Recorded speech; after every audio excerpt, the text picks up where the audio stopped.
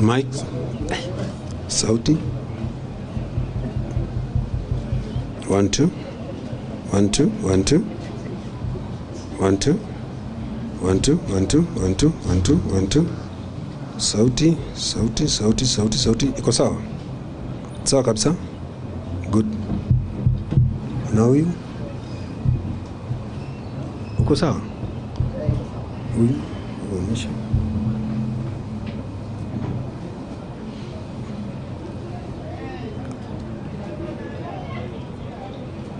Sawa. Uko sawa? 1 2 1 2 1 2. Sawa. Good.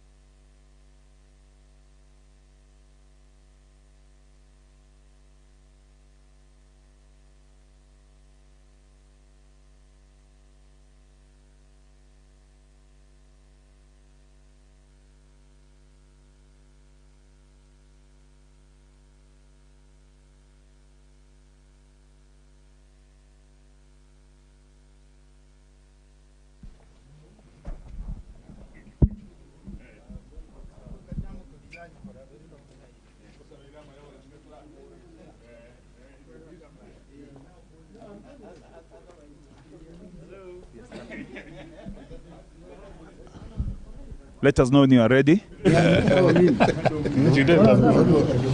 Hello? Hello? I can see Wanarusi.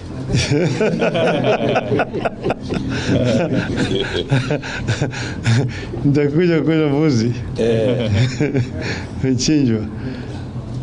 Now, ladies and gentlemen, this is the Central Committee meeting of ODM, which has met most of this morning. We have discussed several issues, and we have a statement that is going to be read to you on our behalf by the Secretary General of ODM, Honorable Edwin Sifuna. Karibu Mheshimiwa. Thank you, Excellency. Good afternoon, everyone. As the party leader has told you, we have had a meeting of the Central Committee. It has been full house, except with the apologies of Deputy Party Leader, Honorable Ali Hassan Joe, who is in Mecca. So this is a statement. We have had a meeting of the Central Committee, which is the top decision making organ of the Orange Democratic Movement Party. This meeting took place against a backdrop of ongoing efforts to reinvigorate the party through various activities, including but not limited to the holding of grassroots elections. There are also a number of emerging and running national issues affecting Mwananchi, among them the crisis in the health sector as manifested in the ongoing doctor strike, the crisis of funding in our schools and colleges, and the scam of subsidized fertilizer. The committee meeting therefore took stock of the state of the party and that of the entire nation.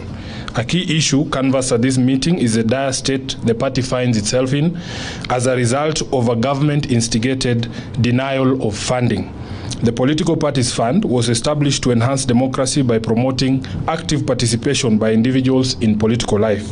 Among other things, it is meant to cover election expenses of the political parties and broadcasting of the policies of the political parties. Unfortunately, this fund has become the death knell of parties it was meant to support. Since coming to office, the Kenya Kwanza regime has pursued a deliberate policy of denying funds to political parties, effectively crippling their operations. Key activities, including the planned elections, party elections, become challenging to plan and execute because of the regime's refusal to release funds to political parties. Clearly, the aim is to kill all political parties except UDA. We demand, therefore, that the funds be immediately released to parties in amounts and the manner stipulated in law. Be that as it may, the committee has resolved to kick off the party grassroots elections on the 27th of April 2024. The exercise will be staggered as follows. On the 27th, we shall have the exercise in 3 counties, namely Kwale, Busia, and Siaya. Then on the 29th, we shall have grassroots elections happening in Kajiado, Migori, and Wajir counties. And on 30th of April, we shall have the exercise in Kisii, Vihiga, and Murang'a counties. A further timetable covering the next batch of counties shall be released in due course. On rebuilding, rejuvenation, and reforms, the committee agreed on the need to continually grow ODM into a party that is strong both structurally as well as ideologically, with ability to provide effective leadership on local, national, and international affairs. In this regard, we agreed to continue with the ongoing membership registration, while at the same time working on the grassroots and national elections.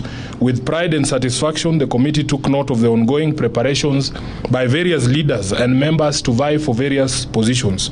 We have noted immense interest in the party. We are particularly encouraged by the number of young men and women who have expressed a desire or an interest in vying for various leadership positions within ODM. It is the greatest assurance that the party has a future and is still seen as a viable tool for national leadership. We encourage our members to pursue their ambitions with a sense of responsibility to strengthen and not weaken our unity and solidarity, and to focus all our attention and energy on that big and main task of any political party, which is to take power. We therefore agreed not to allow election activities to be the source of divisions or cause cracks in ODM. The elections must be seen as a friendly match and not a do-or-die affair. We deliberated on the developments in other political parties and their implications for the nation and for democracy. In particular, the committee expressed deep concerns over developments in the UDA party, where public officers paid by taxpayers from all political formations have been appointed as party officials to various organs. We are staring at the return of the party state system last seen in the 1980s, where party leaders and public servants were one and the same thing. What followed was a youth wing with watchdog or surveillance responsibilities over the entire nation. We take the position that this development is wrong. It is a recipe for chaos and dictatorship and partisanship in the management of public affairs. Consequently, we demand that all those people who have been named as UDA officials must immediately resign from public service. There is no way they will serve two masters, the public and the UDA party. The meeting further noted with concern what appears to be coordinated attempts to derail the implementation of the NADCO report. It is becoming apparent that some, if not all, of these court cases are state-sponsored. If indeed elements in the regime are having second thoughts regarding proposals they signed onto out of their own volition, they should come out clearly to say so instead of sponsoring these cases in court. On funding of education, we are of a view that the government is taking teachers, parents and learners for a ride. To date, the government has not submitted capitation for Form 1s, even as they move to the second term. That means schools have had to find alternative ways to provide tuition, accommodation and meals to thousands of Form 1s. Teachers and parents fear that the Term 1 money may never be submitted and could end up in some people's pockets. Teachers don't deserve this kind of strain. The government must therefore release all capitation money to all schools before they reopen for the second term. We see an equally pedestrian and dismissive approach to the doctors' strike and its impact on ordinary Kenyans. There seems to be neither commitment nor capacity by the government to resolve the matter. We take the position that government must immediately respect and implement the 2021 court ruling which directed the Ministry of Health and the 47 county governments to implement the basic salary as per the agreed, signed and registered collective bargaining agreement of 2017-2021. In line with the demands of the striking doctors, the government must ring-fence health finances by operationalizing the Facility Improvement Fund. We support the call by doctors for the government to allocate at least 15% of its budget to health and to devolve the resources to the counties. We equally support calls by doctors for annual and incremental recruitment of doctors and other healthcare workers until the country attains the recommended levels of staffing for various levels of facilities. That is what the government does with teachers, police, and military. Finally, we have reviewed one of the most dubious scandals running in the country currently, the scandal of fake fertilizers being distributed to farmers by government agencies and also being disowned by those same agencies within government. It is a scam that goes to the heart of our very survival as a nation. Coming right in the middle of the planting season, the presence and distribution of fake fertilizer and seeds is nothing more than economic sabotage. We therefore reiterate that heads must roll. Officers at the Ministry of Agriculture and those at the Kenya Bureau of Standards and the National Cereals and Produce Board, who have direct responsibility for fertilizer, seeds and certification, must immediately quit their positions and pave way for proper and professional investigations. Those found to be responsible for these criminal activities of supplying fake seeds and fertilizer must be charged with sabotage and engagement in organized criminal activity. The government must immediately devise new ways to procure, secure and distribute quality fertilizer and seeds to farmers who are running out of time. We reiterate that in view of the current delays and confusion over fertilizers, the prices of a product be subsidized further and reduced from the current 2,500 for a 50 kg bag to 1,500 as a show of remorse and apology and respect to our farmers. That is the end of the statement. I am sure it is clear and there will be no questions. Perfect. Luka which?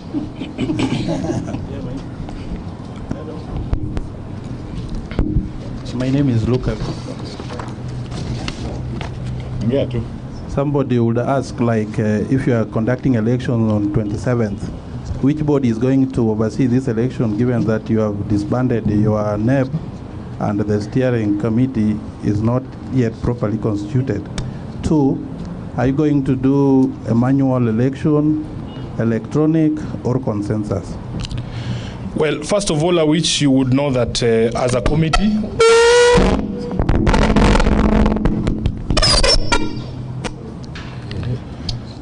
yes, the Central Committee did propose certain changes to election management within the party. Those proposals were sent to the legal committee, who have drafted the necessary amendments to our instruments.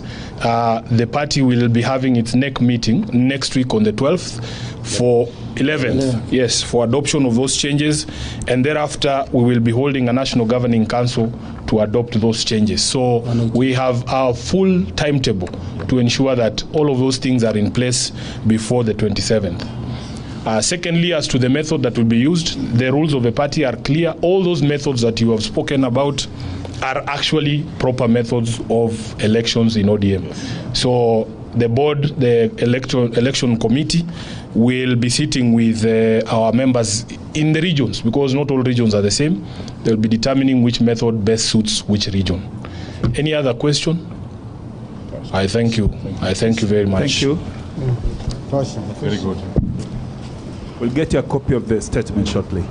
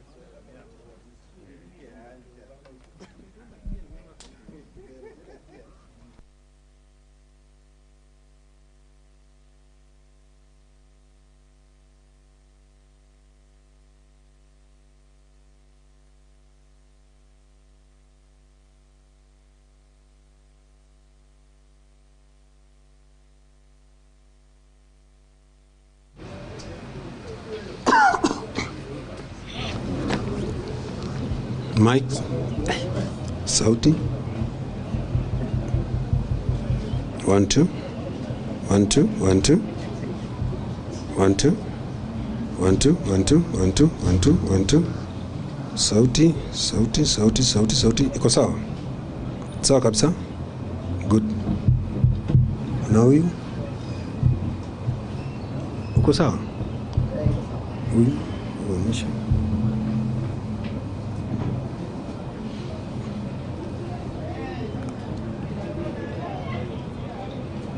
Sawa. Uko sawa? 1 2 1 2 1 2. Sawa. Good.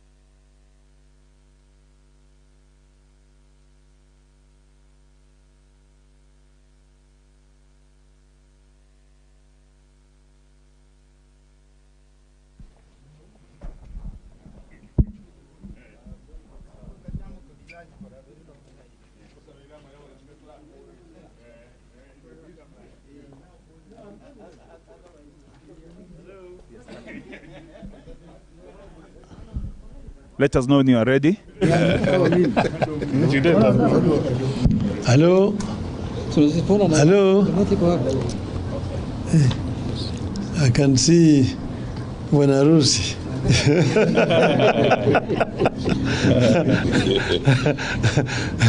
Nitakuja kula mbuzi. Mchinjwa. Now, ladies and gentlemen, this is the Central Committee meeting of ODM, which has met most of this morning. We have discussed several issues, and we have a statement that is going to be read to you on our behalf by the Secretary General of ODM, Honorable Edwin Sifuna. Karibu Mheshimiwa. Thank you, Excellency. Good afternoon, everyone. As the party leader has told you, we have had a meeting of the Central Committee. It has been full house, except with the apologies of Deputy Party Leader, Honorable Ali Hassan Joe, who is in Mecca. So this is the statement. We have had a meeting of the Central Committee, which is the top decision making organ of the Orange Democratic Movement Party. This meeting took place against a backdrop of ongoing efforts to reinvigorate the party through various activities, including but not limited to the holding of grassroots elections. There are also a number of emerging and running national issues affecting Mwananchi, among them the crisis in the health sector as manifested in the ongoing doctor strike, the crisis of funding in our schools and colleges, and the scam of subsidized fertilizer. The committee meeting therefore took stock of the state of the party and that of the entire nation. A key issue canvassed at this meeting is the dire state the party finds itself in as a result of a government-instigated denial of funding.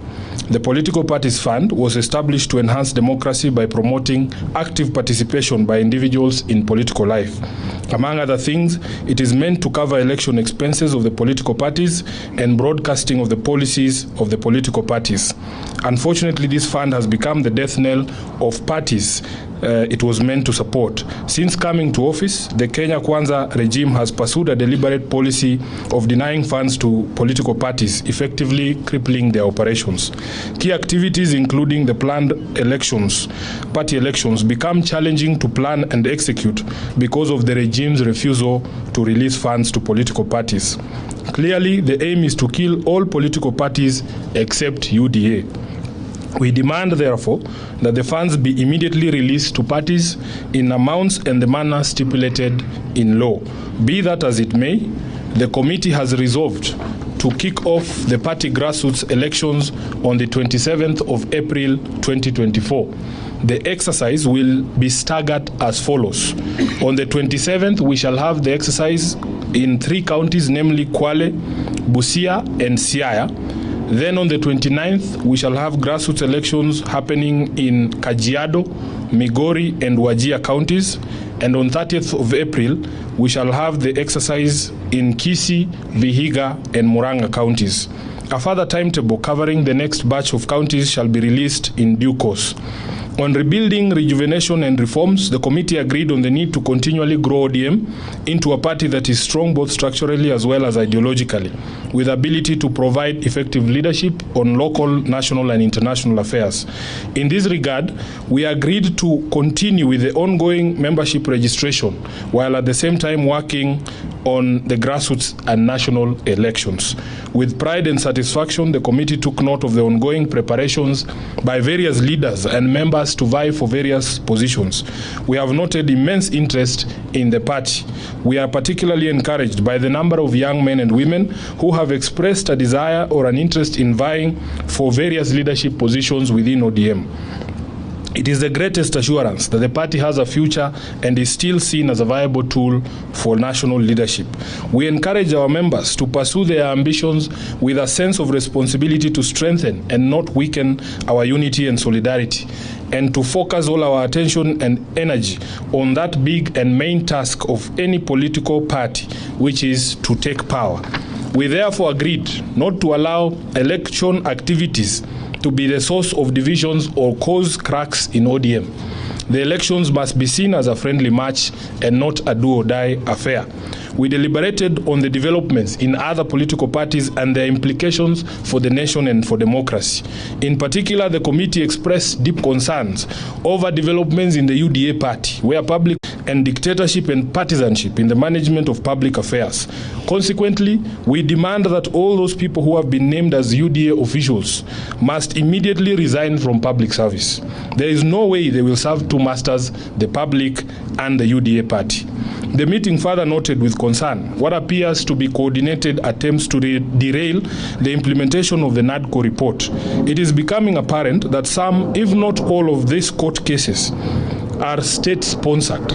If indeed elements in the regime are having second thoughts regarding proposals they signed onto out of their own volition, they should come out clearly to say so instead of sponsoring these cases in court.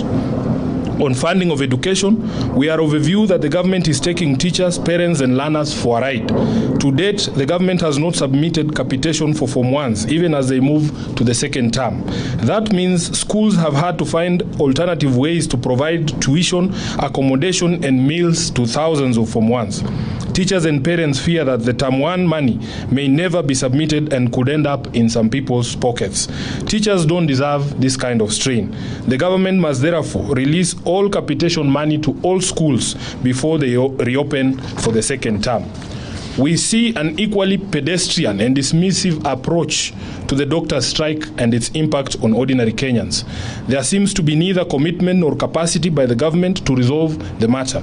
We take the position that government must immediately respect and implement the 2021 court ruling which directed the Ministry of Health and the 47 county governments to implement the basic salary as per the agreed, signed and registered collective bargaining agreement of 2017-2021. In line with the demands of the striking doctors, the government must ring-fence health finances by operationalizing the Facility Improvement Fund.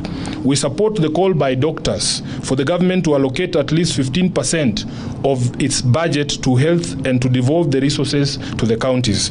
We equally support calls by doctors for annual and incremental recruitment of doctors and other healthcare workers until the country attains the recommended levels of staffing for various levels of facilities. That is what the government does with teachers, police, and military. Finally, we have reviewed one of the most dubious scandals running in the country currently, the scandal of fake fertilizers being distributed to farmers by government agencies and also being disowned by those same agencies within government. It is a scam that goes to the heart of our very survival as a nation. Coming right in the middle of a planting season, the presence and distribution of fake fertilizer and seeds is nothing more than economic sabotage. We therefore reiterate that heads must roll. Officers at the Ministry of Agriculture and those at the Kenya Bureau of Standards and the National Cereals and Produce Board, who have direct responsibility for fertilizer, seeds and certification, must immediately quit their positions and pave way for proper and professional investigations. Those found to be responsible for these criminal activities of supplying fake seeds and fertilizer must be charged with sabotage and engagement in organized criminal activity. The government must immediately devise new ways to procure, secure and distribute quality fertilizer and seeds to farmers who are running out of time. We reiterate that in view of the current delays and confusion over fertilizers, the prices of a product be subsidized further and reduced from the current 2,500 for a 50 kg bag to 1,500 as a show of remorse and apology and respect to our farmers. That is the end of the statement. I am sure it is clear and there will be no questions. Perfect. Luka which?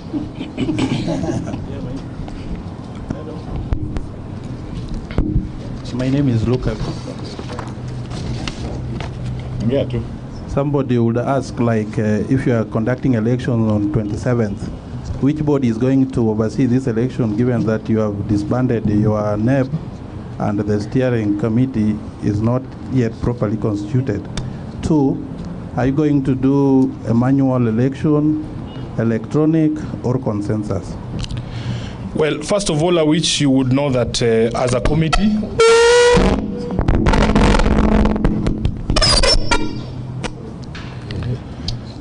Yes, the Central Committee did propose certain changes to election management within the party. Those proposals were sent to the Legal Committee, who have drafted the necessary amendments to our instruments. The party will be having its next meeting next week on the 12th for 11th, yes, for adoption of those changes. And thereafter, we will be holding a National Governing Council to adopt those changes. So we have our full timetable to ensure that all of those things are in place before the 27th. Secondly, as to the method that will be used, the rules of the party are clear. All those methods that you have spoken about are actually proper methods of elections in ODM.